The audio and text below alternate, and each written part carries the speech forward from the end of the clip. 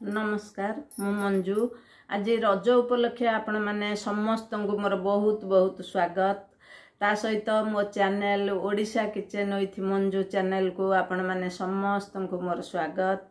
चलंतु आरंभ करिबा आजिर रेसिपी।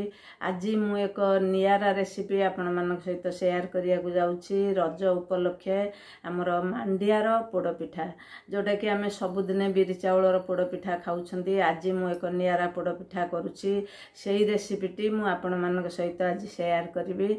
चलंतु आरंभ करिबा हमर रेसिपी। देखंतु फ्रेंड्स माने आज नाचिनी पोड़पिठा पई मु एही बाटीरे बाटीए नाचिनी को 36 घंटा भिजै के रखिछि। सेही सेम बाटीरे 2 बाटी अरुआ चाउल ताकू 10 रु 12 घंटा भिजै के रखिछि। आ चूड़ा को आमे बाटीबार घंटा आगरो भिजै के रखिबा। मेथी को 2 रु 3 घंटा भिजै देथिबा। आपण मानको आज मोर ए भिडियोटी जदि पसंद आसे ताले मोर भिडियो को गोटे लाइक करंतु, सांग मानक सहित शेयर करंतु। मो चैनल रे जदि नुआ अछंती गोटे सब्सक्राइब करिया को भूलंतुनी। सब्सक्राइब पर बेल आइकन को प्रेस करंतु। मु भी यहाँ पर जो नुआ नुआ भिडियो देबी आपण माने तार नोटिफिकेशन जल्दी पाइबे। एतिकी चाउल मांडिया चूड़ा और मेथी पाई आमे सेही बाटी रे बाटीए पानी यूज करिबा। 2 थर की आमे जार रे देकी ताको प्लेन करके बाटी के आनिबा। आनिला परे आमे गोटे पात्र रे ताको रखिबा। यहाँ परे आमे गुड़ दबा। गुड़ मु सेही बाटी रे फुल उछुळे की पूरा फुल बाटीए गुड़ देइछि। ताको आमे गरम करके आनी के छाणी दबा। गुड़ रे किछि थिबो तेनु यहाँ परे आमे सेतरे पान मधुरी गोटे चमच पकेइले। तापरे आमे छेना गोटे बाटी ताको पकेइबा। तापरे आमे कोरा नडिया पकेइबा और खंड नडिया मध्य पकेइबा।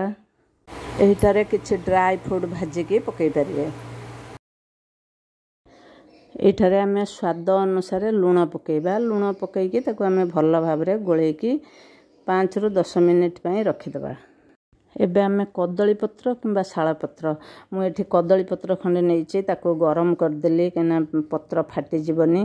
तेणु ताको अधा काटी दे कि हमर कड़ाई तळे दे देली। ता ऊपरे आउ 2 पीस मझिरे पत्र दे दबा।